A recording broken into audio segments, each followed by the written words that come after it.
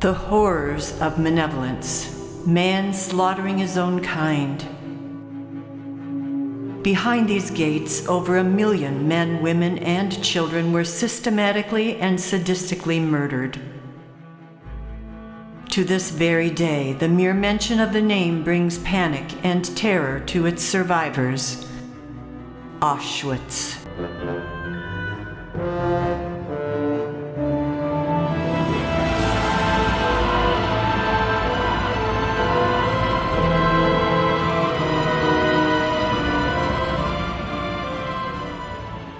And yet, famed neurologist and psychiatrist Viktor Frankl, an Auschwitz survivor, discovered a paradox. We might call it the Auschwitz paradox.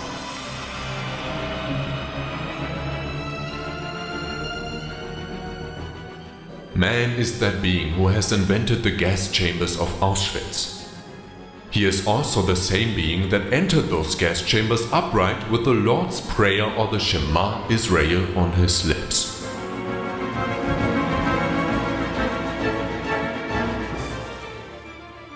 Is that really possible? That men could slaughter their own kind, and those slaughtered could welcome it with a prayer on their lips? Let's start with the murder of 1 million mothers, fathers, and their children. Who could have done such a thing? Rudolf Hess, that's who. To this day in Poland, Rudolf Hess, the Nazi commandant of Auschwitz, is remembered as the monster that facilitated the killing apparatus at Auschwitz. He was the person principally responsible for the deaths of hundreds of thousands of Poles, Jews, and various political enemies of the Third Reich. But history reveals remarkable things about Rudolf Hess. For one, he grew up wanting to be a Catholic priest. And on the other side of the paradox, who is it, surrounded by horrendous suffering and callous murder, that could enter the killing chambers with prayers of praise and forgiveness on his lips? How is that ever possible? One man showed us how that was possible. It's the remarkable story of a Capuchin priest, Father Maximillian Kolbe, is the superior of a large religious order headquartered in Poland. With his friars, he published a widely circulated magazine that promoted God's mercy through the ministry of Jesus' mother Mary. And when the Nazis started World War II by invading Poland, Kolbe's writings offered like an alternative to the Nazi oppression. And his friars hid Jews. So now the Nazis didn't like either. So it wasn't long before Kolbe was arrested and imprisoned at Auschwitz. Months later, a prisoner from Kolbe's barracks escaped. As punishment, 10 men were arbitrarily selected to die in the camp's starvation bunker. One of the chosen, Franciszek Gajowniczek, begged not to be killed because he had a family he hoped to see after the war. Kolbe stepped forward and volunteered to take the man's place. So Maximillian Kolbe and the other 9 condemned men were stripped naked, crammed into a small concrete cell, mostly underground, and left without food and water until they were dead. But before they died, Maximillian taught those men to pray for their captors and to give God praise. It's ironic that when Max was a boy, he wanted to be a soldier. And instead, he became a celebrated martyr and a Catholic saint.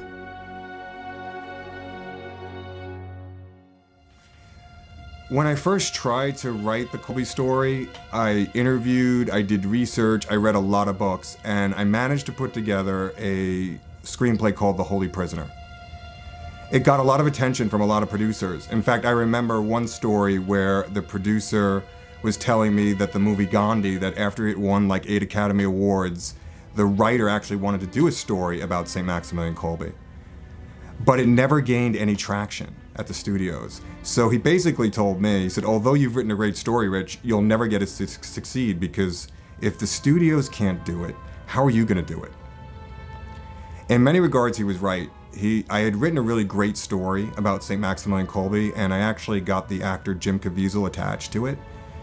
Jim thought it was a great story, and he wanted to get another writer on it, so he put me in touch with the writer who did the movie The Hoosiers, and I believe it was Anthony Pizzo. And he felt Anthony could give it the polish it needed for a studio to get interested in it. But when we submitted it to the studios, it went fizzo. I remember a producer at Miramax said, Rich, nobody goes to see movies about saints. Reluctantly, I put the script away, thinking the story would never see the light of day. Sometime later, I read The Moral Premise, a book on screenplay structure by Stan Williams. Stan had worked as a script doctor on several Will Smith projects, had a doctorate in narrative theory, and was a devout Catholic.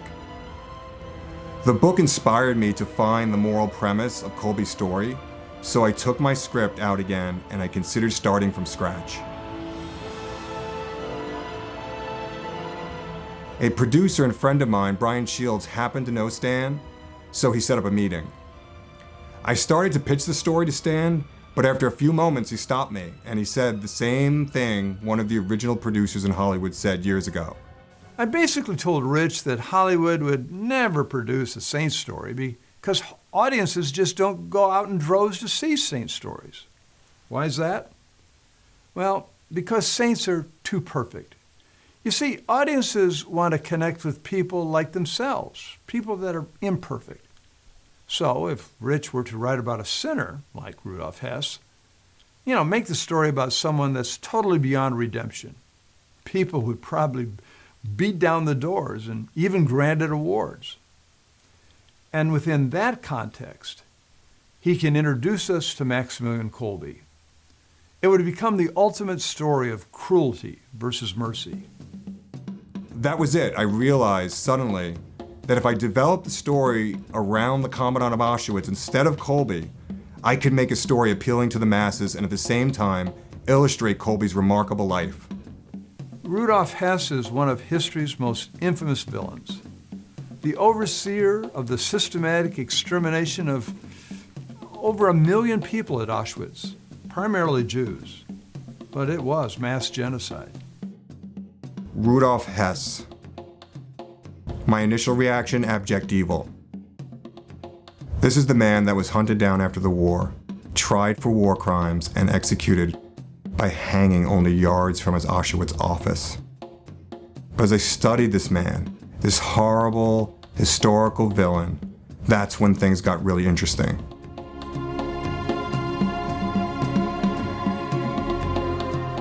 He was not the type of man I would have thought.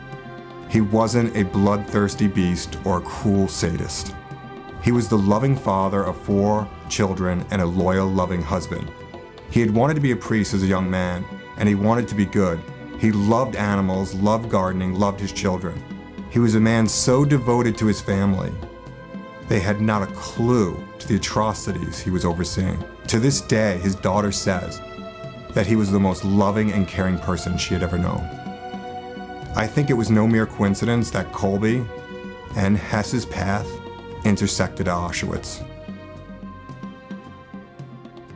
The story that Rich ended up writing follows Hess's struggle of being ordered to do evil, but encountering a saint in the process. So Hess becomes torn between choosing good or evil. And Kolbe is this force, this constant force that in the story trying to push him to do good, to be merciful to the prisoners. And there was some real historical facts that point to the struggle. One being a priest that Hess mercifully releases from Auschwitz. He was the only priest that would later come to hear Hess's confession before his execution. So no other priest would come. It was that small act of mercy when Hess released that priest from Auschwitz that God eventually repaid Hess 1,000-fold. It was interesting as Rich sent the new script in for notes from Hollywood script readers. At first, he got feedback about, well, there was too many flashbacks and not enough character development. It seemed like readers were confused. They could not identify with Hess as the main character. I guess it was because they always assumed Kolbe was the protagonist because he's the good guy. You want to root for. I told Rich, they don't understand that Hess is the protagonist. So we had to figure out a way to make that clear. And once Rich did that in the first few pages of the script, everything changed. And script coverage from Hollywood started to come in. The concept of this film is exceptionally luring. A very powerful story that still somehow remains untold in cinema. When We Were Gods avoids easy cliches and does well to forge its own path. Structurally, this script is quite strong. Their perspective of an iconic Nazi figure gives this film a distinctive taste. This film is in the top 1%. It must be made. And most recently, out of over 1,000 entries, When We Were With Gods was one of 14 finalists at the prestigious Austin Screenplay Awards.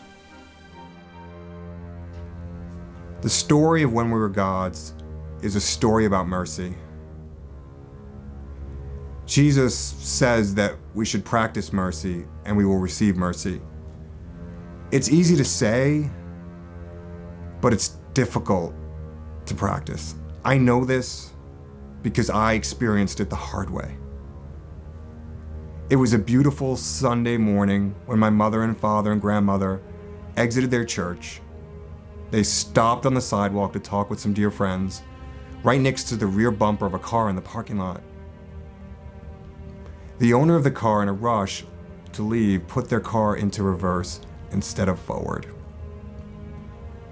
They hit the gas, the car jerked backwards, knocking my parents to the ground. Realizing their car was going in the wrong direction, in a panic, they slammed on the brake, but hit the gas instead.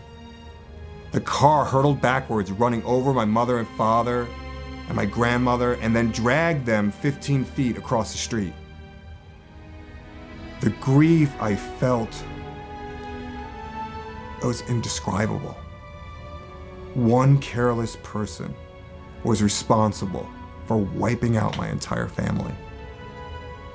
I didn't want to forgive anybody. I just wanted revenge to make the pain go away. At my parents' wake, I was sitting there by the casket, greeting people, trying to hold it together. But at one moment I looked up and I saw this old lady enter the viewing room. I had never seen her before in my life, and I'll never forget what she looked like. She was dressed respectably. She was crumpled over with grief. Her eyes were red and her face was wet with tears.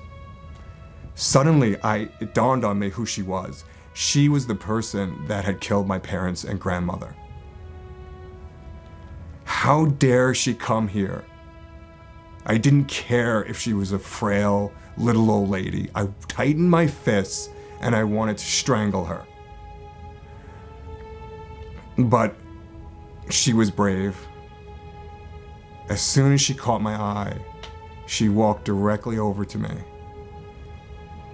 And when we were face to face, I could see in her eyes the resolute grief. And suddenly, something came over me. All I could do was stand, lean over, and hug her. The feelings I had at that moment are inexpressible. I held on to her for the longest time, and I just wept. That's the power of God. In my own power, I didn't have the strength to forgive this person who had killed my parents. But God forgave her, and in turn gave me the mercy to forgive her too. The meeting of Rudolf Hess and Maximillian Kolbe at Auschwitz is a story that pits human cruelty against God's unfathomable mercy.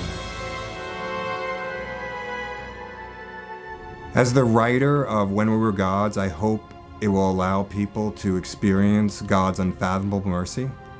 I also want to invite you to partner up with us. Simply by asking the question, is When We Were Gods a movie you'd go out and see? Simply tap on the link connected to this video, give us your name and email. It will be extremely helpful to us to show investors that people are interested.